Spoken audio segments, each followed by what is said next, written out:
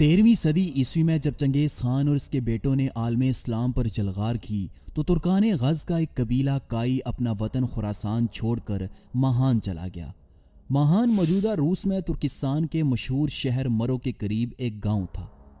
جب منگولوں نے اس جگہ حملہ کیا تو اس قبیلے کے سربراہ سلیمان شاہ نے 597 ہجری بمطابق 1200 عیسوی میں اناطولیہ کا رخ کیا۔ اناطولیہ سے مراد موجودہ ترکی کا وہ حصہ ہے جو ایشیا میں شامل ہے۔ کہتے ہیں کہ سلیمان شاہ کو جہاد کی بڑی خواہش تھی، اسی غرض کے لیے وہ مشرقی اناطولیہ میں چلے گئے اور وہاں انہوں نے 7 برس تک قیام کی، اور اس قیام کے دوران انہوں نے شمال کے عیسائیوں کا قلع کما کیا جو کہ اخلاط آ کر لوٹ مار کیا کرتے تھے۔ انہوں نے شمال کی بازنطینی یعنی کہ رومی حکومت سے ٹکر لی جس کا مرکز طرابزون یعنی کہ موجودہ ترکی کی ایک اہم بندرگاہ تھا۔ اس کے بعد سلیمان شاہ نے شام کے مشہور شہر حلب کی طرف پیش قدمی کی۔ اس پر کچھ مورخین لکھتے ہیں کہ سلیمان شاہ حلب کی جانب اس لیے گئے تھے کیونکہ ایک تو ایران میں منگولوں کی واپسی شروع ہو گئی تھی، دوسری یہ کہ سلیمان شاہ آخری صلیبی جنگ میں شرکت کے لیے بیت المقدس جا رہے تھے۔ جب سلیمان شاہ کا قافلہ حلب کے قریب دریائے فرات پر پہنچا تو سلیمان شاہ دریا پار کرتے ہوئے پانی میں ڈوب کر جاں بحق ہو گئے۔ سلیمان شاہ کی وفات کے بعد ان کا بیٹا ارطغرل غازی اپنے بھائی سنگر تکن کے ساتھ کائی قبیلے کے 340 گھرانوں کے ساتھ اناطولیہ کی جانب روانہ ہوا۔ اس وقت سلجوقی تخت پر عظیم سلجوقی سلطان علاؤ الدین کیقوباد تخت نشین تھے۔ جب ارطغرل غازی اپنے جنگجوؤں کے ساتھ سیواس شہر کے قریب پہنچے تو یہاں ایک میدان میں انہیں 2 فوجیں آپس میں جنگ کرتی ہوئی نظر آئیں۔ ان میں سے ایک حریف طاقتور تھا جبکہ دوسرا کمزور۔ ارطغرل غازی نے کمزور حریف کی مدد کرنے کا فیصلہ کر لیا۔ یہ بھی ممکن ہے کہ انہوں نے فوجوں کے پرچموں اور سپاہیوں کی وضع قطع اور لباس سے بھی ان کی قومیت اور مذہب کا اندازہ لگا لیا ہو۔ بہرحال ارطغرل غازی کے پاس اس وقت صرف 444 سوار تھے، لیکن وہ اس مختصر سی فوج کو لے کر اس طاقتور فوج پر بجلی کی طرح ٹوٹ پڑے جو ایک کمزور فوج کے سپاہیوں کو مار رہی تھی۔ یہ حملہ اس قدر اچانک تھا کہ اس بڑی فوج کے افسروں اور سپاہیوں کو یہی گمان گزرا کہ حریف کو کہیں سے تازہ دم سپاہیوں کی بڑی کمک حاصل ہو گئی ہے۔ اس زبردست فوج کے سپاہیوں کے قدم اکھڑ گئے اور وہ میدان جنگ سے بھاگ کھڑے ہوئے۔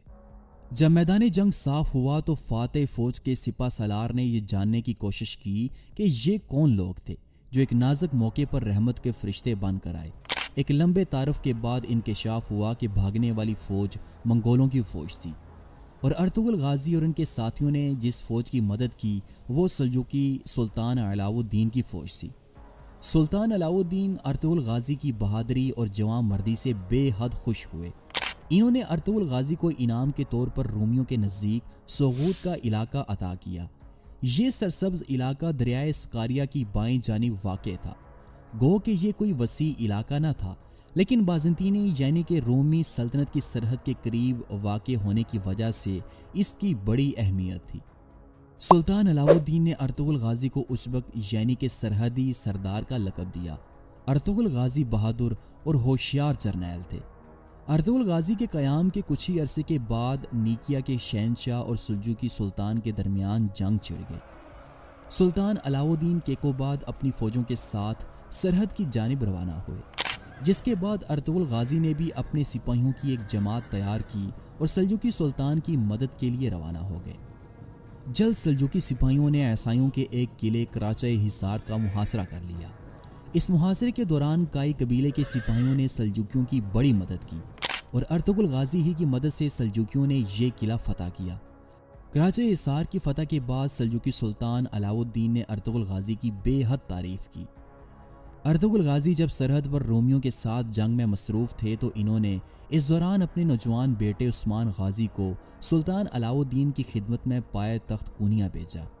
ارطغرل غازی جو کہ انتہائی بہادر، باصلاحیت اور نیک شخص تھے، انہوں نے کراچہ حصار کی فتح کے بعد بیلیجی قلعے کے ٹیکفور کو سلجوقی ریاست کو ٹیکس دینے کا مطالبہ کیا، لیکن اس کے تھوڑے ہی عرصے کے بعد یعنی کہ 1281 عیسوی میں کائی قبیلے کے سردار ارطغرل غازی کا انتقال ہو گیا۔ ارطغرل غازی کے انتقال کے بعد لوگوں نے سوغوت شہر میں ارطغرل غازی کی اولاد میں سے عثمان غازی کو کائی قبیلے کا نیا سردار منتخب کر لیا، کیونکہ وہ ارطغرل غازی کے بعد عثمان غازی کو ہی قائی سردار کے طور پر دیکھنا چاہتے تھے۔ عثمان غازی کو اپنے والد کی جانب سے سلجوکیوں کا دیا ہوا ایک سرحدی عہدہ ملا جو کہ اس وقت چاروں اطراف سے دشمنوں سے گھرا ہوا تھا۔ عثمان غازی اپنے والد کی طرح نہایت بہادر اور طاقتور ترین سردار تھے، اور اس کے ساتھ ساتھ وہ جنگی حکمت عملی سے بخوبی واقف تھے۔ وہ انتہائی ثابت قدم اور صابر انسان تھے۔ عثمان غازی نے اپنی زندگی اسلام کے لیے صرف کر دی۔ وہ ایک ایسی ریاست قائم کرنا چاہتے تھے جہاں پر اسلام کا بول بالا ہو اور ایک عالمی نظام قائم ہو جس کے جھنڈے کے نیچے عالم اسلام کے مسلمان امن کے ساتھ رہ سکیں، اور اس خواب کی تکمیل کے لیے انہوں نے کوئی موقع ہاتھ سے نہ جانے دیا۔ عثمان غازی نے جب قائی قبیلے کی سرداری کو سنبھالا تو ان کی خواہش تھی کہ وہ اپنے ہمسائے یعنی کہ پڑوسی رومن جاگیرداروں کے خلاف فتوحات کو بڑھائیں، لیکن عثمان غازی نے اپنا ارادہ ظاہر نہ کیا، اور یعنی شہر اور لیف کے قلعے کے رومن ٹیکفروں اور کمانڈروں کے ساتھ انہوں نے دوستانہ تعلقات قائم رکھے۔ لیکن اس دوران اناگول کے ٹیکفر آیا نکولا نے سمجھ لیا کہ عثمان غازی در حقیقت تو دوستی کا ہاتھ بڑھائے ہوئے ہیں، لیکن اصل میں وہ اپنی فوجوں کو جمع کر رہے ہیں تاکہ وہ رومی زمینوں کو فتح کر سکیں۔ اس لیے عثمان غازی کو روکنے کے لیے اور سلطنت عثمانیہ کی طاقت کو توڑنے کے لیے اس نے عثمان بے کے کئی وفادار اور حامی ترک قبائل پر حملہ کر کے ترکوں کو شہید کر دیا۔ رومی گورنروں کی جانب سے مسلسل حملوں سے تنگ آ کر عثمان غازی نے اناگول کے گورنر آیا نکولا کے خلاف حملے کی منصوبہ بندی کی، اور وہ اناگول کو فتح کرنے کی تیاری کرنے لگے۔ اس مقصد کے لیے انہوں نے اپنے والد ارطغرل غازی کے دوستوں اکچا کوچا، ترگو طلب، کونور الب اور عبد الرحمن غازی سے مشاورت کے بعد جنگی تیاری شروع کی، اور جلد وہ اپنی فوجوں کے ساتھ رومی سرحد میں داخل ہوئے۔ یہاں ان کا سامنا آیا نکولا کے زیر کنٹرول رومی فوجوں کے گھات میں ہوا، جہاں ایک بڑی وادی کے دونوں اطراف سے درختوں میں چھپے رومی سپاہیوں نے اچانک عثمان غازی پر حملہ کر دیا اور ایک سخت جنگ شروع ہوئی۔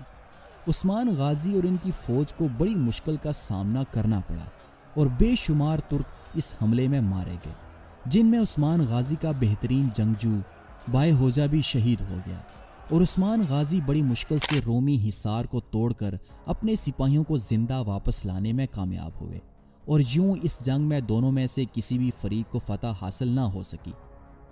اس ابتدائی شکست کے بعد جب عثمان غازی واپس سوغوت شہر میں آئے تو وہ بے حد اداس تھے۔ وہ اپنے خیمے میں گئے اور خود کو خیمے میں بند کر لیا۔ انہوں نے نماز ادا کی اور اللہ سے مدد مانگی اور خوب گڑ گڑا کر روئے، جس کے بعد عثمان غازی کو نیند آ گئی اور وہ وہیں سو گئے۔ جب عثمان غازی رات کو سوئے تو انہوں نے ایک بڑا ہی خوبصورت خواب دیکھا۔ انہوں نے خواب میں دیکھا کہ ان کے شیخ ایدابالی کے سینے سے ایک چاند نکلتا ہے جو کہ ان کے سینے میں داخل ہو جاتا ہے۔ پھر وہ دیکھتے ہیں کہ ان کے یعنی کہ عثمان غازی کے سینے سے ایک تناور درخت نکلتا ہے۔ یہ درخت بڑا ہو کر ایک سایہ دار درخت بنتا ہے اور ایک دنیا پر چھا جاتا ہے۔ عثمان غازی صبح کو بیدار ہوئے تو وہ اپنے شیخ کے پاس گئے اور انہیں اپنا خواب بتایا۔ شیخ ایدابالی نے کہا کہ میرے بیٹے، اللہ تعالیٰ تمہیں اور تمہاری اولاد کو سلطنت نصیب کرے گا، اور میری بیٹی تمہاری شریک حیات ہوگی۔ اس کے بعد عثمان غازی کا نکاح انہوں نے اپنی بیٹی کے ساتھ کر دیا۔ کہتے ہیں کہ اس خواب کی تعبیر کے بعد عثمان غازی نے اپنی تلوار کو، جس سے انہوں نے بے شمار جنگیں جیتی تھیں، کو مضبوطی کے ساتھ اپنے سینے کے ساتھ لگایا۔ یوں عثمان غازی کی ہمت اور خود اعتمادی لوٹ آئی، جس کے بعد عثمان غازی نے کراچا حصار قلعے پر قبضہ کرنے کے لیے ایک منصوبہ بنایا۔ کراچا حصار دراصل اناگول کی فتح میں بنیادی رکاوٹ تھا، اور عثمان غازی کو پہلے اس پر حملہ کر کے اسے ختم کرنا تھا۔ یہ قلعہ اناگول شہر سے تقریباً 5 کلومیٹر مشرق میں واقع تھا، اور اسے اناگول شہر کی حفاظت کے لیے بنایا گیا تھا۔ اگر اس قلعے پر قبضہ کر لیا جاتا تو اناگول شہر کو فتح کرنا نہایت آسان ہو جاتا۔ چنانچہ کراچا حصار کی فتح کے لیے عثمان غازی نے اپنے چند ایک جانثار سپاہیوں کو رومی فوجیوں کے بھیس میں قلعے میں داخل کیا۔ عثمان غازی کے ان جانثار سپاہیوں نے رات ہونے پر شہر کے دروازے کھول دیے۔ اس دوران عثمان غازی، جو کہ شہر سے باہر گھات لگائے ہوئے بیٹھے تھے، وہ اپنے 450 جنگجوؤں کے ساتھ تیزی سے شہر میں داخل ہوئے، اور انہوں نے شہر میں موجود تمام عیسائی سپاہیوں کو موت کے گھاٹ اتار دیا۔ جس کے بعد عثمان غازی نے اس قلعے پر قبضہ کر لیا اور اس کی دیواروں کو گرا دیا، جس کے بعد ایناگول شہر غیر محفوظ ہو گیا کیونکہ اس کی اپنی دفاعی چوکی یعنی کہ کراچہ حصار تباہ ہو چکا تھا۔ یہ عثمان غازی کی پہلی فتح تھی۔ کراچہ حصار کے تباہ ہونے کے بعد ایناگول کے ٹیکفور آیا نکولا نے کلوچے حصار کے گورنر کو ایک خط لکھا کہ ہمیں مل کر عثمان کو ختم کرنا ہوگا، نہیں تو عثمان ہمارے علاقے چھین لے گا۔ آیا نکولا نے مثال دیتے ہوئے کہا کہ اگر ہم نے اس وقت عثمان کو ختم نہ کیا تو بعد میں گرے ہوئے دودھ پر رونے کا کوئی فائدہ نہیں۔ اور یوں آیا نکولا اور کراچہ حصار کا گورنر عثمان غازی کے خلاف متحد ہو گئے۔ دونوں نے اپنی فوجوں کو جمع کیا اور متحد ہو کر انہوں نے عثمان غازی کو ختم کرنے کے لیے سوغوت کی جانب پیش قدمی شروع کر دی۔ کلوچے حصار کی فتح کے بعد ایناگول شہر بالکل غیر محفوظ ہو گیا تھا کیونکہ اب ایناگول کو فتح کرنے کے لیے راستے میں کوئی رکاوٹ نہیں تھی۔ اس پر ایناگول قلعے کے ٹیکفور آیا نکولا نے اپنے ہمسائے کراچہ حصار قلعے کے ٹیکفور کو ایک خط لکھا جس میں اس نے لکھا کہ تم اب بھی خاموش بیٹھے ہو اور تم کس انتظار میں ہو؟ عثمان ہمیں تباہ کرنے کے بعد ہمارے بچوں کو غلام بنا لے گا اور وہ تم سے تمہارا قلعہ کراچہ حصار بھی چھین لے گا۔ اگر ہم نے بروقت کارروائی نہ کی تو یہ ترک ہمارے شہروں میں داخل ہو جائیں گے۔ اس خط کے پڑھنے کے بعد کراچہ حصار کے گورنر نے آیا نکولا کے ساتھ اتحاد کر لیا اور دونوں نے مل کر ایک فوج تیار کی، جس کے بعد دونوں کی فوجیں عثمان غازی کو ختم کرنے کے لیے اپنے شہروں سے روانہ ہوئیں۔ ادھر عثمان غازی کو بھی آیا نکولا اور اس کے اتحادی کے حملے کی خبر مل چکی تھی، جس کے بعد عثمان غازی نے جلد دیوان بلوایا اور انہیں عیسائیوں کے حملے کی خبر دی، جس پر تمام ترک سرداروں نے عثمان غازی کو مشورہ دیا کہ ہم عیسائی لشکر پر گھات لگا کر حملہ کریں گے تاکہ اس طرح ہم ان عیسائیوں کی طاقت کو توڑ سکیں۔ عثمان غازی نے اپنے سرداران کے مشورے کو پسند کیا اور فوج کو جمع کرنے کے بعد وہ ایکیزے نامی پہاڑی پر جا پہنچے، جہاں عثمان غازی نے اپنے جان نثاروں کے ساتھ عیسائی فوج پر گھات لگانی تھی۔ عثمان غازی کا یہ منصوبہ بڑا ہی شاندار تھا۔ اگر عثمان غازی اپنے اس منصوبے میں کامیاب ہو جاتے تو رومیوں کی پیش قدمی کو کسی حد تک روکا جا سکتا تھا، سو ایسا ہی ہوا۔ عثمان غازی اپنے جنگجوؤں کے ساتھ اس پہاڑی علاقے میں چھپ کر بیٹھ گئے اور رومی فوج کا انتظار کرنے لگے۔ ایک طویل انتظار کے بعد عثمان غازی نے دیکھا کہ مشرقی رومی فوج مٹی کے بادل کے ساتھ سامنے نمودار ہوتی ہے، اور جیسے ہی یہ رومی فوج عثمان غازی اور ان کے جنگجوؤں کے تیروں کے نشانے پر آتی ہے تو عثمان غازی اچانک حملے کا حکم دے دیتے ہیں اور مسلمان سپاہی دشمن پر ٹوٹ پڑتے ہیں۔ یہ حملہ اس قدر شدید ہوتا ہے کہ رومی فوج اس حملے کا سامنا نہیں کر سکتی۔ رومی فوج اس جنگ میں تعداد کے لحاظ سے عثمانیوں سے زیادہ تھی، لیکن اس کے باوجود عثمان غازی کے مختصر جانثاروں نے ان رومی سپاہیوں کو بھاگنے نہ دیا اور وہ میدان جنگ میں اپنے سردار کے ساتھ ڈٹے رہے۔ جلد عثمانی سپاہیوں نے رومیوں کو بھاگنے پر مجبور کر دیا اور ہزاروں رومی سپاہی کائیوں کی تلواروں کا نشانہ بنے، لیکن اس شدید مارکے میں عثمان غازی کا بڑا بھائی سافچی بے ایک رومی سپاہی کی تلوار کی ضرب لگنے سے شدید زخمی ہو گئے اور زخموں کی تاب نہ لاتے ہوئے وہ اس مارکے میں شہید ہو گئے۔ سافچی بے کی شہادت کائیوں کے لیے ایک بہت بڑی قیامت تھی۔ اس شہادت پر عثمان غازی اور ان کے سپاہی شدید غصے میں آ گئے اور انہوں نے رومی فوجوں پر ایک فیصلہ کن حملہ کیا۔ یہ حملہ اس قدر شدید تھا کہ اس حملے میں رومی فوج کا کمانڈر کالانوز عثمانیوں کے ہاتھوں مارا گیا۔ رومی کمانڈر کے قتل ہونے کے بعد رومی سپاہیوں کے پاؤں اکھڑ گئے اور وہ میدان جنگ سے بھاگنے لگے۔ عثمان غازی نے جنگ میں ہزاروں رومی سپاہیوں کو جنگی قیدی بنا لیا، جبکہ بھاگنے والے سپاہیوں کا عثمان غازی نے تعاقب کیا اور جہاں کوئی رومی سپاہی نظر آیا اسے ختم کر دیا گیا۔ 1287 عیسوی میں ہونے والی ایکیزے جنگ میں عثمان غازی نے شاندار فتح حاصل کی اور آس پاس کے علاقوں میں عثمان غازی کی دھاک بیٹھ گئی، لیکن عثمان غازی کے لیے جہاں یہ فتح خوشی کا باعث تھی وہیں یہ فتح عثمان غازی کے لیے غم کا باعث بھی بنی، کیونکہ اس جنگ میں انہوں نے اپنے بڑے بھائی سافچی بے کو کھو دیا تھا، جو کہ عثمان غازی کے ساتھ بے حد پیار کرتے تھے۔ ادھر سلجوقی سلطنت کے پائے تخت کونیا میں سلطان غیاث الدین مسعود کو جب یہ خبر ملی کہ آیا نکولا نے اپنی فوجوں کے ساتھ عثمان غازی پر حملہ کیا ہے اور عثمان غازی نے نہ صرف آیا نکولا کو شکست دی بلکہ سینکڑوں سپاہیوں کو گرفتار بھی کر لیا ہے، اور اس کے ساتھ ساتھ انہوں نے رومیوں کا ایک بہت بڑا کمانڈر قلانوس کو بھی انہوں نے مار دیا ہے۔ تو وہ عثمان غازی کی اس فتح پر بے حد خوش ہوئے، لیکن سلطان کو اس بات پر غصہ بھی آیا کہ بازنطینی فوج کیسے عثمان بے پر حملہ کر سکتی ہے۔ سلطان نے کہا کہ کراچہ حصار کے ٹیکفروں نے ہمارے خلاف بغاوت کی ہے، یہ کافر ایسی حرکتوں سے باز نہیں آئیں گے۔ اس کے بعد سلطان غیاث الدین مسعود نے اپنی فوج کو جمع ہونے کا حکم دیا اور وہ اپنے لشکر کے ساتھ پائے تخت کونیا سے کراچہ حصار قلعے کی جانب پیش قدمی کرنے لگے۔ ایک دن کے سفر کے بعد سلجوقی فوجیں کراچہ حصار قلعہ جا پہنچی۔ سلطان نے پڑاؤ کے بعد اپنی فوجوں کو کراچہ حصار قلعے کے محاصرے کا حکم دیا۔ ادھر عثمان غازی کی فوج بھی کراچہ حصار قلعے کی جانب پیش قدمی کر رہی تھی، جبکہ عثمان غازی کے کچھ دستے اب تک بھاگنے والے رومی سپاہیوں کا پیچھا کر رہے تھے۔ سلطان غیاث الدین کے پاس پہنچنے کے بعد عثمان غازی نے سلطان کو صورتحال سے آگاہ کیا۔ سلطان غیاث الدین کراچہ حصار کی فتح کے لیے پوری تیاری کے ساتھ روانہ ہوئے تھے اور وہ اپنے ساتھ منجنیقیں بھی لائے تھے تاکہ وہ اس قلعے کا محاصرہ کر کے اس کی دیواروں کو گرا سکیں اور اس قلعے پر اسلامی پرچم لہرایا جا سکے۔ سلطان نے عثمان غازی کے ساتھ مل کر اس شہر کا محاصرہ شروع کیا۔ یہ ممکن تھا کہ سلجوقی سلطان غیاث الدین مسعود عثمان غازی کے ساتھ مل کر اس شہر کو فتح کر لیتے، لیکن محاصرے کے تیسرے دن سلطان کو اپنے پائے تخت کونیا سے کچھ ایسی خبریں موصول ہوئیں جس کی وجہ سے سلطان کو جلد یہ محاصرہ عثمان غازی کو منتقل کر کے واپس جانا پڑا۔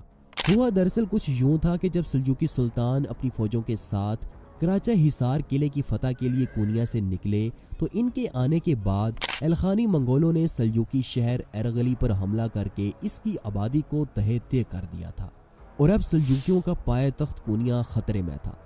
جب سلجوقی سلطان کو اپنے شہر کے تباہ ہونے کی خبر ملی تو سلطان نے جلد عثمان غازی کو اپنے خیمے میں بلوایا۔ انہوں نے عثمان غازی کو صورتحال سے آگاہ کیا اور محاصرے کے لیے لائے ہوئے تمام جنگی آلات انہوں نے عثمان غازی کو سپرد کیے اور خود اپنی فوجوں کے ساتھ وہ واپس پائے تخت کونیا کی جانب روانہ ہوئے۔ سلطان نے جانے سے پہلے عثمان غازی کو کہا کہ میرے بیٹے، تمہارے پاس سعادت کی بہت سی نشانیاں موجود ہیں۔ دنیا میں اس وقت کوئی نہیں جو تمہارا اور تمہاری اولاد کا مقابلہ کر سکے۔ میری دعا ہے کہ اللہ تمہاری مدد کرے اور نبی کریم صلی اللہ علیہ وسلم کی دعا تمہارے ساتھ ہو۔ اور اس کے بعد سلجوقی سلطان پائے تخت کونیا واپس چلے گئے۔ پائے تخت کونیا واپس آنے کے بعد سلطان غیاث الدین نے منگولوں کے خلاف جنگ شروع کر دی، کیونکہ ارغلی پر حملے کا سلطان غیاث الدین کو بے حد افسوس اور دکھ تھا۔ سلطان نے سلجوقی سپاہیوں کے سامنے ایک پرزور تقریر کی، جس کے بعد جذبہ شہادت سے سرشار سلجوقی سپاہیوں نے منگولوں کے خلاف جنگ شروع کر دی۔ یہ جنگ 2 دن اور 2 راتوں تک جاری رہی اور ایک طویل مارکے کے بعد آخر فتح سلجوقی سلطان کو ہی حاصل ہوئی اور تتاری لشکر کو عبرتناک شکست کا سامنا کرنا پڑا۔ سلطان غیاث الدین نے اس جنگ میں الخانی منگولوں پر کوئی رحم نہ کیا، کیونکہ وہ ارغلی شہر میں اپنے مسلمان بھائیوں کے ساتھ ہونے والا ظلم دیکھ چکے تھے۔ سلطان نے تمام منگولوں کو جو کہ میدان جنگ میں ان کے ہاتھ لگے انہیں ختم کرنے کا حکم دے دیا۔ ادھر دوسری جانب عثمان غازی اپنے سپاہیوں کے ساتھ کراچہ حصار قلعے کی دیواروں کو توڑ کر شہر میں داخل ہو چکے تھے اور انہوں نے جلد شہر پر قبضہ کر لیا اور کراچہ حصار کا گورنر عثمان غازی کے ہاتھوں مارا گیا۔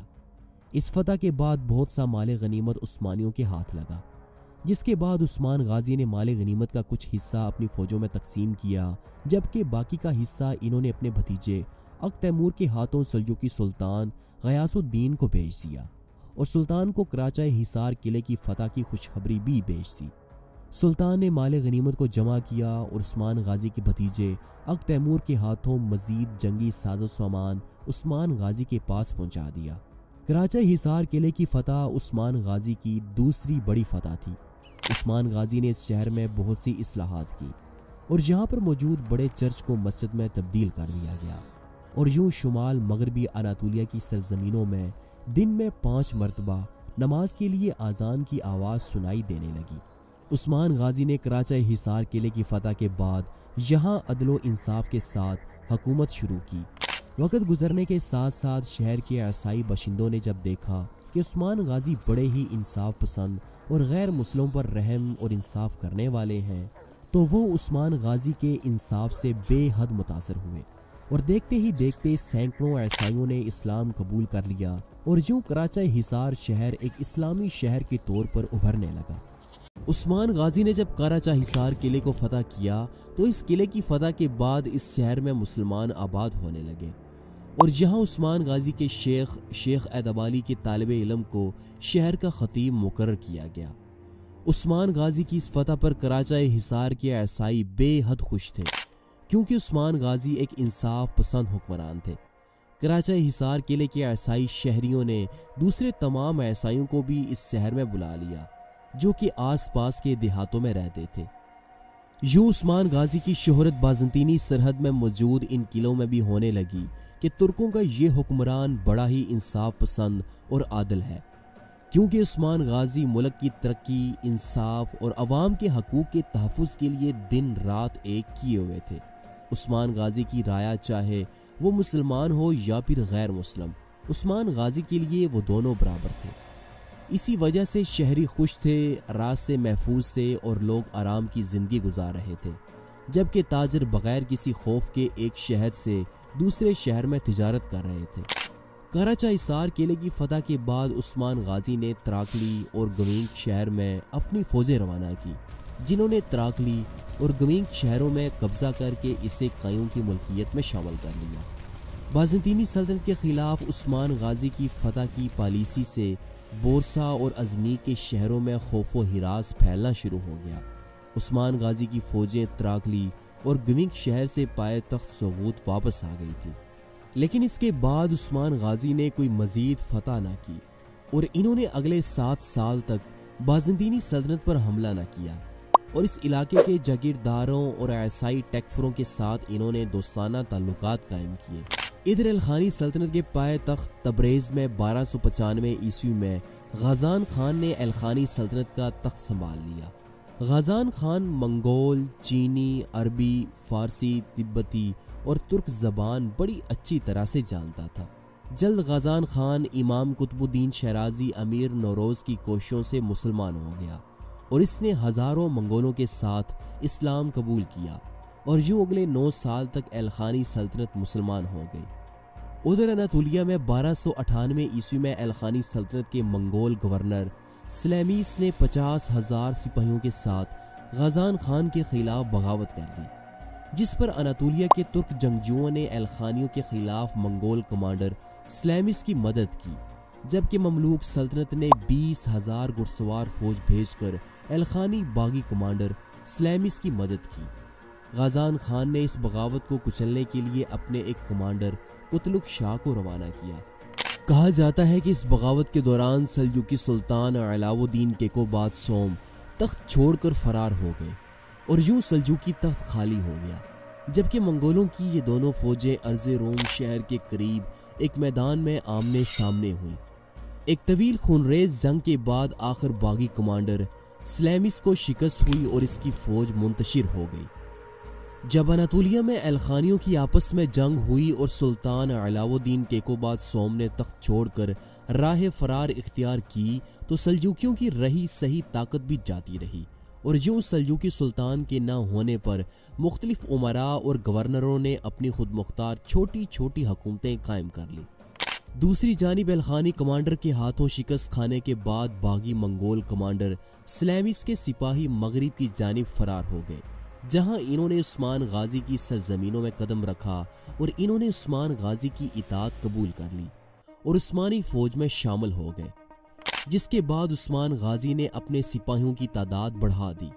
عثمان غازی کی فوجی طاقت کا خوف بازنطینی ٹیکفروں کے دلوں میں بڑھتا گیا اور وہ اب عثمان غازی سے ڈرنے لگے۔ اسی سال یار حصار قلعے کے ٹیکفر نے بیلیجک قلعے کے ٹیکفر کے ساتھ اتحاد کرنے کے ارادے سے اپنی بیٹی ہولوفیرا کی شادی طے کر دی۔ ویسے کہنے کو تو یہ صرف ایک شادی تھی، لیکن اس شادی میں اصل منصوبہ عثمان بے کو دعوت دے کر انہیں شہید کرنا تھا۔ ایناگول، یار حصار اور بیلیجک قلعے کے ٹیکفروں نے آپس میں فیصلہ کیا کہ عثمان غازی جو کہ دن بدن مضبوط ہوتا جا رہا ہے کو ہم اس شادی میں دعوت دیں گے، اور انہوں نے اس شادی کے دوران عثمان غازی کو زہر دے کر مارنے کا منصوبہ بنایا تھا۔ تاہم ہارمن قایا شہر کے ٹیکفر میخائل کوسس کی عثمان غازی کے ساتھ دوستی تھی اور ان کے عثمان غازی کے ساتھ اچھے تعلقات تھے۔ میخائل کوسس کو بھی اس منصوبے میں شامل کیا گیا تھا، لیکن میخائل کوسس نے دوست ہونے کے ناطے دوستی کا حق ادا کیا اور اس نے عثمان غازی کو تمام صورتحال سے آگاہ کیا کہ کیسے رومی ٹیکفر شادی کے بہانے آپ کو زہر دے کر مارنا چاہتے ہیں۔ جب عثمان غازی کو یہ خبر ملی تو انہوں نے اپنے کمانڈروں اور سرداروں کی مشاورت سے ایک شاندار منصوبہ تیار کیا۔ اس منصوبے کے تحت بیلیجک قلعے میں جو خواتین تحائف لے کر جائیں گی وہ خواتین کے بجائے خواتین کے لباس میں ملبوس مجاہدین ہوں گے، اور مناسب وقت آنے پر مجاہدین اپنے ہتھیار نکال کر سپاہیوں پر حملہ کر دیں گے اور بیلیجک قلعے کا دروازہ کھول دیں گے، اور اس دوران بیلیجک قلعے کے باہر چھپے مجاہدین قلعے میں داخل ہو کر بیلیجک قلعے کو فتح کر لیں گے۔ اس منصوبے کا دوسرا حصہ شادی کی دعوت تھی، جس میں یہ طے پایا کہ عثمان غازی اس شادی میں جائیں گے اور تحفے کے طور پر وہ اپنے ساتھ تیل اور شہد کے بھرے ہوئے بیرل لے کر جائیں گے، لیکن ان شہد اور تیل کے ڈرموں میں دراصل عثمان غازی کے سپاہی ہوں گے، اور یہ بھی طے پایا کہ جب رات کے سپہر تمام سردار اور ٹیکفر اور رومی سپاہی نشے میں دھت ہوں گے تو تب انہیں مار دیا جائے گا۔ اس منصوبے کا تیسرا حصہ اناگول شہر تھا، جہاں پر ترک و دلب اپنے سپاہیوں کے ساتھ اناگول شہر کا محاصرہ کریں گے۔ بیلیجک قلعے کے ٹیکفر نے شادی کا یہ پروگرام بیلیجک قلعے کے ساتھ موجود ایک گاؤں میں رکھنے کا فیصلہ کیا۔ ادھر عثمان غازی بھی شادی کے لیے مکمل تیار تھے۔ انہوں نے اپنے جنگجوؤں کو شہد اور تیل کے بیرل میں رکھ کر انہیں چھپا دیا اور وہ اپنے 30 سپاہیوں کے ساتھ اس شادی میں شرکت کے لیے اپنے شہر سوغوت سے روانہ ہوئے۔ عثمان غازی کے منصوبے کے مطابق سب سے پہلے خواتین کے بھیس میں سپاہی جو کہ اس شادی کے لیے بیلیجک قلعے میں تحفے اور تحائف لے کر جا رہے تھے، وہ خواتین یعنی کہ عثمان غازی کے سپاہی بیلیجک قلعے میں ہتھیاروں کے ساتھ جو کہ انہوں نے چھپائے ہوئے تھے داخل ہوئے۔ یوں خواتین کے بھیس میں چھپے عثمان غازی کے سپاہیوں نے ہتھیاروں سے لدے جھکڑے شہر میں داخل کیے۔ اب چونکہ بیلیجک قلعے کے ٹیکفر کی شادی تھی، اس لیے زیادہ تر لوگ اور سپاہی شادی میں گئے ہوئے تھے اور بیلیجک قلعے میں سپاہیوں کی تعداد بہت کم تھی۔ یوں بیلیجک قلعے کو فتح کرنا مجاہدین کے لیے اب زیادہ آسان ہو گیا تھا۔ شہر میں داخل ہونے کے بعد خواتین کے بھیس میں چھپے عثمان غازی کے سپاہیوں نے شہر کے محافظوں پر حملہ کر دیا اور اس دوران انہوں نے شہر کے دروازے کھول دیے اور باہر چھپے عثمان غازی کے مزید 100 مجاہدین شہر میں داخل ہو گئے۔ یوں بیلیجک قلعے کو بہت جلد فتح کر لیا گیا، کیونکہ اس دوران کائی سپاہیوں کو کسی بھی قسم کا مزاحمت کا سامنا نہیں کرنا پڑا تھا۔ ادھر دوسری جانب رومی ٹیکفر بیلیجک قلعے کی فتح کی خبر سے بے خبر اپنی شادی میں عثمان غازی کو قتل کرنے کے موقع کا انتظار کر رہا تھا، تاہم وہ نہیں جانتا تھا کہ یہاں جال کے اندر ایک اور جال ہے اور عثمان غازی نے اس کے لیے بہترین جال بچھایا ہوا ہے۔ اس شادی کے دوران جب لوگ شراب کے نشے میں مدہوش ہونے لگے تو عثمان غازی نے اپنے سپاہیوں کو شہد اور تیل کے ڈرموں میں سے نکالا اور اپنے مجاہدین کے ساتھ انہوں نے اچانک شادی پہ آئے ہوئے ان لوگوں پر حملہ کر دیا۔ بیلیجک قلعے کے ٹیکفر کو مجاہدین نے پکڑ کر اس کا سر دھر سے الگ کر دیا اور جو عثمان غازی کے منصوبے کے مطابق پہلے بیلیجک قلعے پر قبضہ ہو گیا اور اس کا ٹیکفر بھی مارا گیا۔ اس دوران اناگول شہر میں ترک و طلب نے سلجوقی سلطان کی طرف سے بھیجے گئے ہتھیاروں کے ساتھ اناگول شہر کا محاصرہ کر لیا تھا۔ ادھر عثمان غازی نے بھی وقت ضائع کیے بغیر یار حصار شہر کا محاصرہ کر لیا۔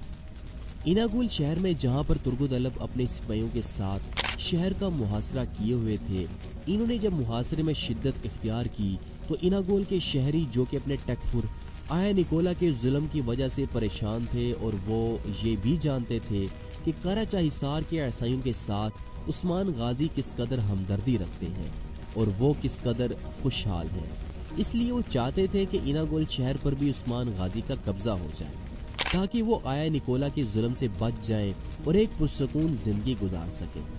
اس دوران عثمان غازی یار حصار قلعے کو فتح کرنے کے بعد اپنی فوجوں کے ساتھ اناگول کی جانب بڑھنے لگے تاکہ وہ ترک و طلب کی مدد کر سکیں اور اناگول پر بھی عثمان غازی کا قبضہ ہو جائے۔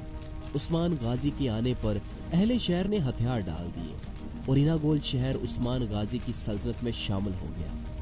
اور اس محاصرے کے دوران ایناگول ٹیکفور مارا گیا۔ اس طرح عثمان غازی نے 3 شہروں کو فتح کر لیا اور ایناگول، بیلیجیک اور یار حصار قلعے پر اسلامی پرچم لہرانے لگا۔ یوں عثمان غازی کی سلطنت کی سرحدیں اب تیزی سے پھیلنے لگیں۔ ادھر الخانی سلطنت میں کہا جاتا ہے کہ اسی سال جب عثمان غازی نے یہ فتوحات حاصل کی تھیں تو سلجوقی سلطان علاؤ الدین کے کوباز سوم کو منگولوں نے اپنے پایہ تخت تبریز میں انہیں پھانسی دے دی۔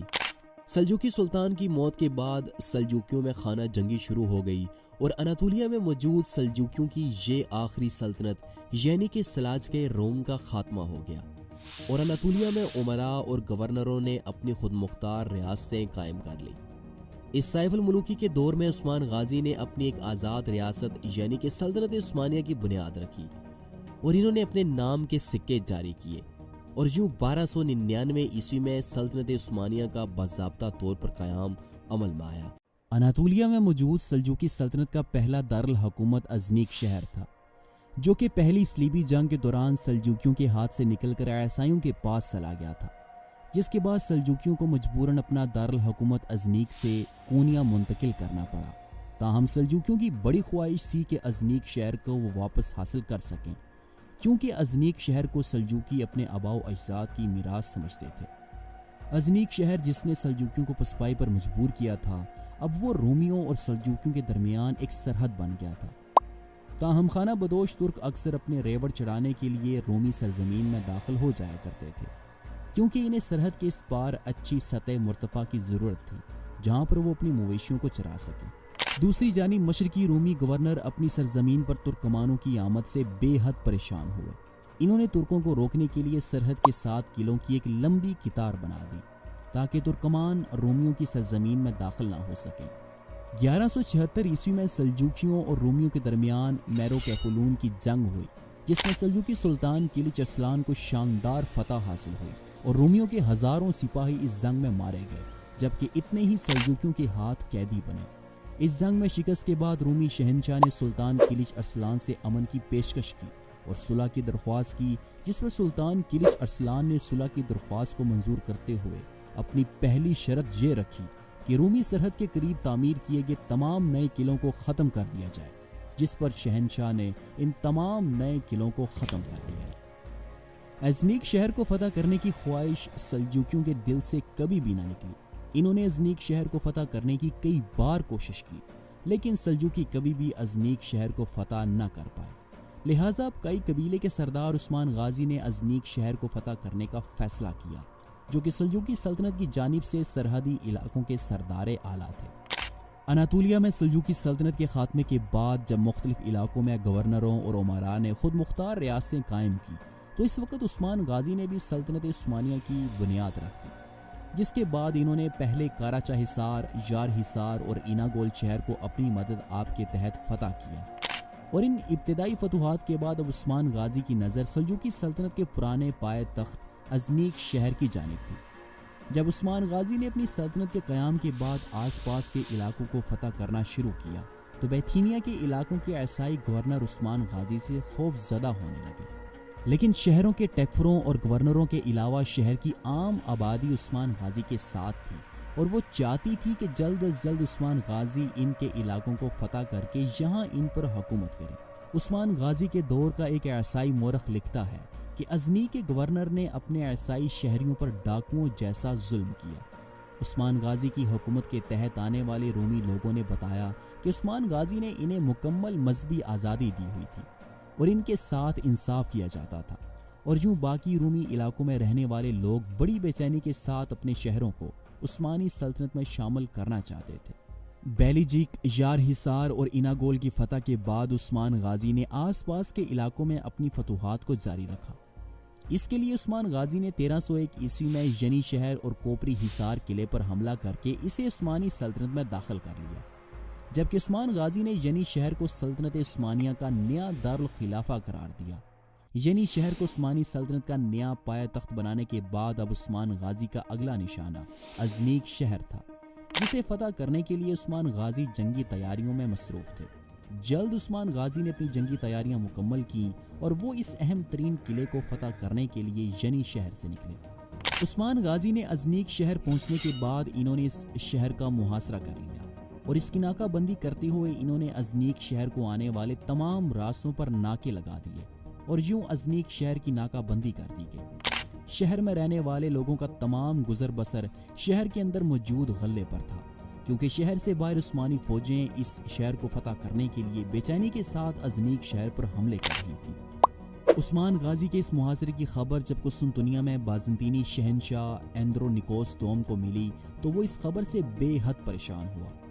اس انتہائی قسم پرسی کی حالت میں رومی شہنشاہ اندرونیکوس نے 7,000 کرائے کے فوجیوں کی ایک فوج تیار کی اور جلد شہنشاہ کی یہ نئی فوج بحری جہاز میں سوار ہو کر ازنیک شہر کو بچانے کے لیے قسطنطنیہ سے روانہ ہوئی۔ روانگی سے پہلے شہنشاہ نے بورسا اور اس کے آس پاس کے علاقوں کے ٹیکفروں کو پیغام بھیجا کہ وہ عثمان غازی کے خلاف جتنی زیادہ فوج ہو سکے جمع کریں تاکہ وہ عثمان غازی کو ختم کرنے کے بعد اپنے چھینے ہوئے علاقوں کو واپس حاصل کر سکیں، جس کے بعد ان عیسائی ٹیکفروں نے عثمان غازی کے خلاف جنگی تیاریاں شروع کر دیں۔ اس دوران قسطنطنیہ میں عثمان غازی کا ایک جاسوس موجود تھا جس نے عثمان غازی کو ان تمام حالات سے آگاہ کیا کہ ایک بڑی فوج عثمان غازی کو ختم کرنے کے لیے قسطنطنیہ سے روانہ ہو چکی ہے۔ اس کے علاوہ عثمان غازی کے جاسوس نے یہ بھی خبر بھیجی کہ بورسا اور اس کے آس پاس کے شہروں کے ٹیکفروں نے شہنشاہ کے حکم پر عثمان غازی کے خلاف فوج جمع کر لی ہے اور وہ شہنشاہ کے انتظار میں ہے۔ اس خبر کے بعد عثمان غازی پریشان ہو گئے کیونکہ انہیں قسطنطنیہ سے آنے والے نئے لشکر کا خطرہ تھا، جبکہ مغربی جانب انہیں رومی ٹیکفروں کی جانب سے خطرہ تھا جنہوں نے عثمان غازی کے خلاف اپنی فوجوں کو جمع کیا ہوا تھا۔ اس خبر نے عثمان غازی کو مشکل میں ڈال دیا، لیکن جلد عثمان غازی نے اس مشکل سے نکلنے کا فیصلہ کیا۔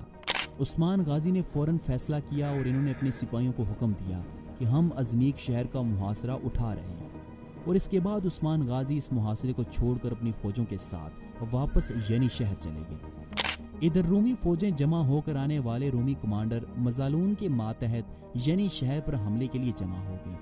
عثمان غازی جلد اس لشکر کے مقابلے کے لیے اپنے پائے تخت ینی شہر سے نکلے۔ 27 جولائی 1302 عیسوی کی رات کو عثمان غازی کی فوجیں بازنطینی سلطنت کی فوج کے سامنے خیمہ زن ہوئیں۔ رات کو عثمان غازی نے اللہ کے حضور گڑ گڑا کر مدد کی دعا کی اور صبح فجر کی نماز سے کچھ دیر پہلے عثمان غازی نے اپنے ہراول دستے کو حملے کا حکم دیا۔ ادھر دوسری جانب رومی فوج کا کمانڈر مزالون لشکر کے عقب میں کھڑا تھا۔ اس کے سامنے اس کے بہترین گھڑسوار دستے تھے، جبکہ ان گھڑسوار دستوں کے آگے پیدل نیزہ بردار سپاہی تھے۔ یوں رومی کمانڈر مزالون نے عثمان غازی کے ابتدائی حملے کو روکنے کے لیے اپنے نیزہ برداروں کو سب سے آگے رکھا ہوا تھا تاکہ وہ عثمان غازی کے سپاہیوں کو ایک ہی جھٹکے میں روک سکیں۔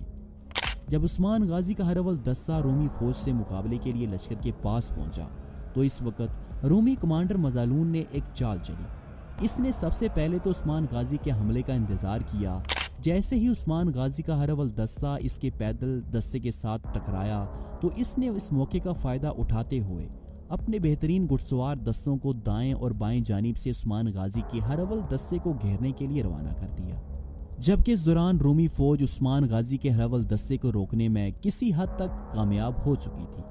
عثمان غازی دور کھڑے جب انہوں نے دیکھا کہ رومی فوج کے گھڑسواروں نے دائیں اور بائیں جانب سے عثمان غازی کے ہراول دستے کو گھیر لیا ہے تو عثمان غازی اپنی باقی ساری فوج کے ساتھ میدان جنگ میں اترے۔ عثمان غازی نے اپنے گھڑسواروں کے ساتھ رومیوں پر سخت ترین حملہ کیا۔ عثمان غازی کے میدان جنگ میں اترنے کے بعد ہراول دستہ جو کہ رومیوں کے نیزہ بردار دستوں کے ساتھ نبرد آزما تھا، اس نے یکدم پیچھے ہٹ کر باقی رومی فوج سے جنگ لڑنا شروع کر دی اور رومی فوج چاروں اطراف سے عثمان غازی کی فوجوں کے ساتھ گھری ہوئی تھی۔ اس صورتحال کو دیکھتے ہوئے رومی جنرل نے اپنے نیزہ بردار دستوں کو حملے کا حکم دیا، تاہم نیزہ بردار سپاہیوں نے حملے سے انکار کر دیا کیونکہ وہ عثمان غازی کے اس حملے سے بے حد گھبرا گئے تھے۔ عثمان غازی رومی گھڑسوار دستوں پر تابڑ توڑ حملے کیے جا رہے تھے۔ میدان جنگ میں ڈھالیں ٹوٹ رہی تھیں، گھوڑے ایک ایک کر کے گر رہے تھے۔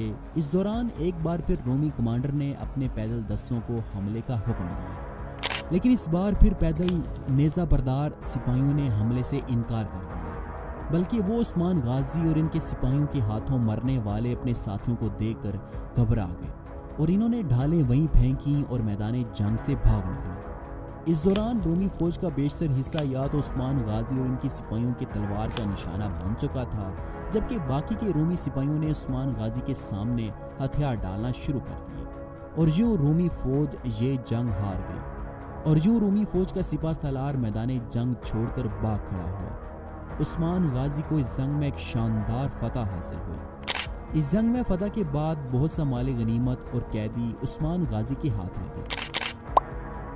उस्मान गाजी की इस अजीम फतह और इनकी शोहरत तमाम दुनियाए इस्लाम में फैल गई। उस्मान गाजी की इस अजीम फतह और सल्तनत उस्मानिया के क़याम की खबर सुनने के बाद दुनियाए इस्लाम के तमाम गोशों से मुजाहिदीन जोक दर जोक उस्मान गाजी की सल्तनत में हिजरत करने लगे। यूं थोड़े ही अरसे के बाद उस्मान गाजी की फ़ौजों की तादाद रोमी फ़ौज से कहीं ज़्यादा बढ़ गई थी और कुछ ही अरसे के अंदर सल्तनत उस्मानिया ने अस्करी, इक्तिसादी और सकाफती लिहाज से काफ़ी शोहरत और दौलत हासिल कर ली थी।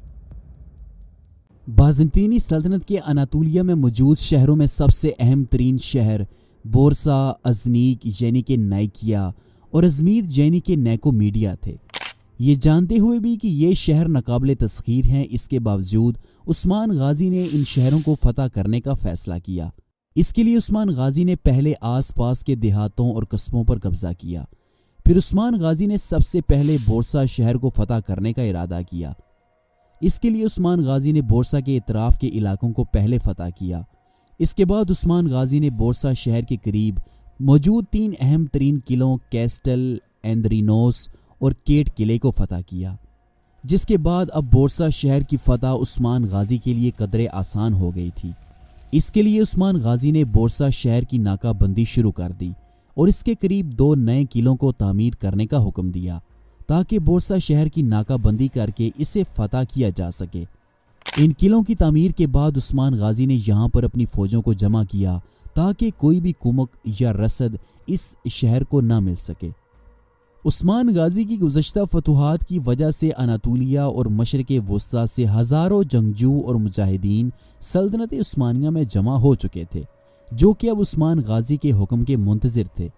इन मुजाहिदीन को रोकना बहुत मुश्किल काम था, जो कि गज़ा और जिहाद की मोहब्बत में जल रहे थे। इन्हें अब इंतज़ार था तो उस्मान गाजी का था ताकि वो उस्मान गाजी के साथ मिलकर नए शहरों को फतह कर सकें।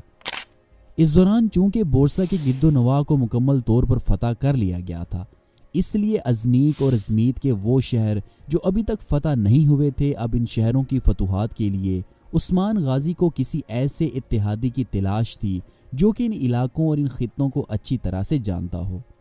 इस गरज के लिए उस्मान गाजी ने हारमन काया किले के टेकफुर मिखाइल कोसस से मदद की दरख्वास्त की। मिखाइल कोसस जो कि एक रोमी टेकफुर था, लेकिन इसके उस्मान गाजी के साथ दोस्ताना और अच्छे ताल्लुकात थे। हारमन काया के टेकफुर मिखाइल कोसस अपने सिपाहियों के साथ उस्मान गाजी के पास यानी शहर जा पहुंचा। इसने न सिर्फ उस्मान गाजी को मदद देने का वादा किया, बल्कि इसने उस्मान गाजी को बताया कि मैं मुसलमान होना चाहता हूँ। जब उस्मान गाजी ने सुना कि असाई किले का टेकफुर मिखाइल कोसस मुसलमान होना चाहता है, तो अब चूंकि मिखाइल कोसस उस्मान गाजी का दोस्त भी था, तो ये सुनने के बाद उस्मान गाजी बेहद खुश हुए, यहाँ तक कि उस्मान गाजी की खुशी से इनकी आंखों से आंसू भी निकल आए। यूं उस्मान गाजी के हाथ पर मिखाइल कोसस ने कलमा शहादत पढ़कर इस्लाम कबूल कर लिया, जिसके बाद मिखाइल कोसस का नया नाम अब्दुल्ला रखा गया। बोरसा शहर की फतह के लिए उस्मान गाजी ने कुछ ज़रूरी तैयारियां की और इन्होंने अब्दुल्ला, मिखाइल और साल्तु को हुक्म दिया कि वो और ख़ान गाजी के साथ कराचा हिसार किले में रहें और शहजादे और ख़ान की हिफाजत को यकीनी बनाएं। इधर उस्मान गाजी ने जंगी तैयारियों को मुकम्मल किया और वो अपनी फ़ौजों के साथ लबलूचे नामी बाज़ंतीनी किले के सामने जा पहुँचे। यहाँ एक अजीब वाक़या पेश आया। लबलूचे किले के ईसाई टेकफुर ने बग़ैर जंग लड़े और बग़ैर किसी मज़ाहमत के उस्मान गाजी के सामने हथियार डाल दिए और उस्मान गाजी ने बग़ैर जंग लड़े इस किले को फतह कर लिया। उस्मान गाजी इस फतह से बेहद खुश हुए। इसके बाद उस्मान गाजी अपनी फ़ौजों के साथ आगे चले गए और 1305 ईस्वी में इन्होंने लेफ्के और चादरीलो इन दोनों किलों को फतह करके उस्मानी सल्तनत में शामिल कर लिया। इसके बाद उस्मान गाजी ने अपनी फ़ौजों के साथ मैकीसे किले का मुहासरा कर लिया اور کچھ ہی دنوں میں یہ قلعہ بھی فتح ہو گیا۔ یہاں سے عثمان غازی اق حصار قلعے جا پہنچے۔ یہاں کے عیسائی ٹیکفر نے عثمانی فوج کے سامنے سخت ترین مزاحمت کی اور اس نے شہر سے نکل کر میدان جنگ میں عثمان غازی کی فوج کا مقابلہ کیا۔ یہ جنگ تھوڑی دیر تک جاری رہی کیونکہ عثمان غازی کے مجاہدین نے جلد عیسائی لشکر کو منتشر کر دیا تھا اور عیسائی فوج قلعے کی جانب پیچھے ہٹنے لگی، اور ایک مختصر ترین محاصرے کے بعد عثمان غازی نے اس شہر کو بھی فتح کر لیا۔ اس فتح کے بعد عثمان غازی اپنے لشکر کے ساتھ گیوے شہر جا پہنچے۔ یہاں کے عیسائی گورنر نے عثمان غازی کے سامنے ہتھیار ڈالنے سے انکار کر دیا، جس پر عثمان غازی نے اس شہر کا سخت ترین محاصرہ شروع کیا اور کچھ ہی دنوں کے اندر یہ قلعہ بھی فتح ہو گیا۔ ان فتوحات کے بعد عثمان غازی اپنی فوج کے ساتھ واپس کاراچا حصار قلعے کی جانب روانہ ہوئے۔ جب عثمان غازی اپنی فوج کے ساتھ بازنطینی قلعوں کی فتوحات میں مصروف تھے تو اس دوران چاودار تاتار نے موقع غنیمت سمجھتے ہوئے سلطنت عثمانیہ پر حملہ کر دیا تھا۔ یہ چاودار قتل و غارت گری کے لیے بہت مشہور تھے۔ چاودار درمیان کے راستے عثمانی سرزمین میں داخل ہوا تھا اور اس نے بازاروں کو لوٹ لیا اور عام شہریوں کا قتل عام کیا۔ اس حملے کی خبر جب کاراچا حصار قلعے میں عثمان غازی کے بیٹے اورحان کو ملی تو وہ مخص چند 100 سپاہیوں کے ساتھ کاراچا حصار قلعے سے ان وحشی ڈاکوؤں کا کام تمام کرنے کے لیے نکلے۔ شہزادے اورخان نے اپنے مجاہدین کے ساتھ ان ڈاکوؤں پر گھات لگا کر حملہ کیا۔ ان میں سے بیشتر کو موت کے گھاٹ اتار دیا گیا، جبکہ باقی ڈاکوؤں کو اورحان نے زندہ پکڑ لیا اور چاند ایک ہی زندہ جان بچا کر بھاگنے میں کامیاب ہوئے۔ اس فتح کے بعد عثمان غازی کا بیٹا اورحان قیدی ڈاکوؤں کو اپنے ساتھ کاراچا حصار شہر لے آیا۔ یہاں اورخان کا شاندار استقبال کیا گیا۔ اس دوران عثمان غازی بھی اپنی فوج کے ساتھ کاراچا حصار قلعے میں پہنچ چکے تھے، اور جب عثمان غازی کو اپنے اس بیٹے کی فتح کی خوشخبری ملی تو وہ بہت حیران ہوئے۔ انہوں نے دیکھا کہ ان کا بیٹا اورحان ان کی سوچ سے زیادہ بالغ ہے اور اس نے میدان جنگ میں غیر معمولی بہادری کا مظاہرہ کیا ہے۔ تو اس پر عثمان غازی نے اپنے اس بیٹے کو سپاہیوں کا سردار مقرر کیا تاکہ اس کی صلاحیتیں مزید نکھر کر سامنے آ سکیں۔ اس کے بعد عثمان غازی نے عبد الرحمن غازی، آکچا کوچا، کونور علب جیسے کمانڈروں کو اورحان کے زیر کمان انہیں کراسیس قلعے کو فتح کرنے کے لیے روانہ کیا۔ یہ شہر انتہائی ناقابل تسخیر جگہ پر موجود تھا، جہاں پر اس کے ایک طرف تو پانی تھا جبکہ باقی اطراف زمین تھی۔ عثمان غازی نے اپنے بیٹے کو یہ مہم اس لیے سونپی تاکہ اس کی جنگی صلاحیتیں مزید کھل کر سامنے آئیں۔ اورحان اپنی فوج کے ساتھ جب کراسیس شہر کے قریب پہنچے تو انہوں نے اپنی فوج کو 3 حصوں میں تقسیم کر دیا، جس میں سے فوج کا پہلا حصہ قلعے کے پیچھے جا کر چھپ گیا، دوسرے حصے نے قلعے کے سامنے درختوں میں چھپ کر گھات لگا لی، جبکہ فوج کے تیسرے حصے کے ساتھ اورخان خود قلعے کے سامنے انہوں نے پڑاؤ ڈال لیا۔ کراسیس قلعے کے ٹیکفر نے جب دیکھا کہ عثمانی فوج کا ایک چھوٹا سا دستہ شہر کے باہر پڑاؤ ڈالے ہوئے ہے تو وہ اپنے سپاہیوں کے ساتھ شہر سے باہر نکل کر اس نے عثمانی فوج پر حملہ کر دیا۔ ایک مختصر سی جنگ کے بعد اورخان نے اپنے سپاہیوں کو پیچھے ہٹنے کا حکم دیا، جس پر عیسائی ٹیکفر نے یہ سمجھا کہ عثمانی میدان جنگ چھوڑ کر بھاگ رہے ہیں اور وہ تقریباً یہ جنگ فتح کر چکا ہے، لیکن اسے کیا پتا تھا کہ یہ دراصل عثمان غازی کے بیٹے اورخان کی ایک چال ہے۔ شہر کے تمام سپاہی مال غنیمت کی لالچ میں عثمانی فوج کا پیچھا کرنے لگے کہ اسی دوران قلعے کے پیچھے موجود عثمانی دستے نے شہر کو خالی دیکھ کر تیزی کے ساتھ شہر میں داخل ہو کر کراسیس شہر کو فتح کر لیا۔ ادھر جب اورحان بھاگتے ہوئے اپنی گھات لگائے ہوئے سپاہیوں کے پاس پہنچے تو انہوں نے چھپے ہوئے سپاہیوں کو اشارہ کیا، جس پر عثمانی سپاہی گھات سے باہر نکلے اور انہوں نے رومیوں پر چاروں اطراف سے حملے شروع کر دیے، جو کہ تیزی کے ساتھ عثمان غازی کے سپاہیوں کا پیچھا کر رہے تھے۔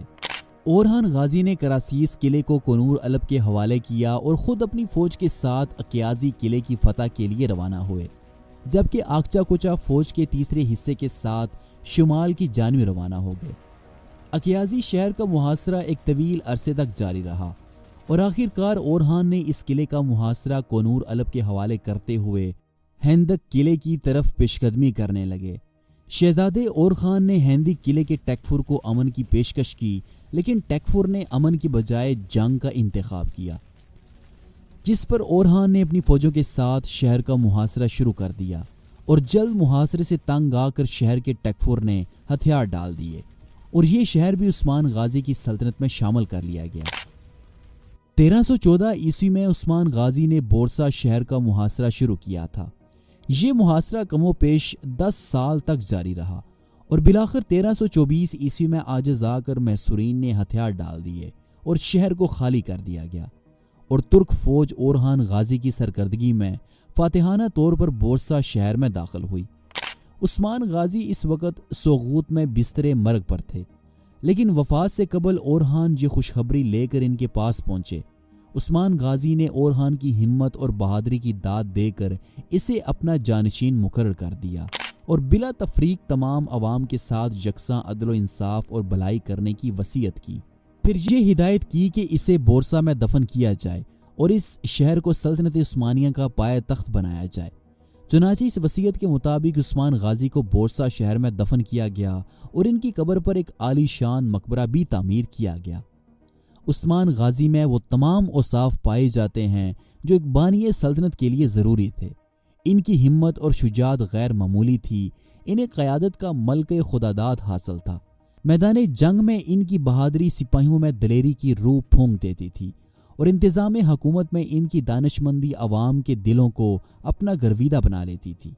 इनके अदल इंसाफ की शोहरत तमाम मुल्क में फैली हुई थी। इनकी अदालत में तुर्को तातार, मुस्लिम व ईसाई सब बराबर थे। अवाम की बहबूदी इनका नस्बुल ऐन और मुल्क की खुशहाली इनका मुतमीन नज़र था। कुरूने ऊला के मुजाहिदीन की तरह इनका तर्ज ज़िंदगी निहायत सादा और नुमाइश से यकसर पाक था। दौलत इन्होंने कभी जमा नहीं की। तमाम माले गनीमत गरीबों और यतीमों का हिस्सा निकालने के बाद सिपाहियों में तकसीम कर दिया करते थे। यानी शहर में इनके रहने का जो मकान था, इसमें सोने चांदी या जवाहरात की किस्म की कोई चीज़ भी इनके मरने के बाद नहीं मिली। सिर्फ एक कफ्तान, एक सूती अमामा, लकड़ी का एक चमचा, एक नमकदान, चंद खालिस अरबी घोड़े, ज़रात के लिए चंद जोड़ी बैल और भेड़ियों के कुछ गले, इल्म और असलहे के अलावा पस यही इनकी सारी कुल कायनात थी। उस्मान गाजी निहायत फयाज, रहमदिल और निहायत मेहमान नवाज थे। इन खसूसियात की वजह से इनकी हर दिल अजीज़ी आम थी। चुनांचे तख्त नशीनी के मौके पर जब इनकी तलवार, जो कि अभी तक महफूज है, इनके जानिशीनों की कमर से बांधी जाती थी, तो साथ साथ ये दुआ भी की जाती थी कि खुदा इसमें भी उस्मान गाजी ही की जैसी खूबियाँ पैदा करे।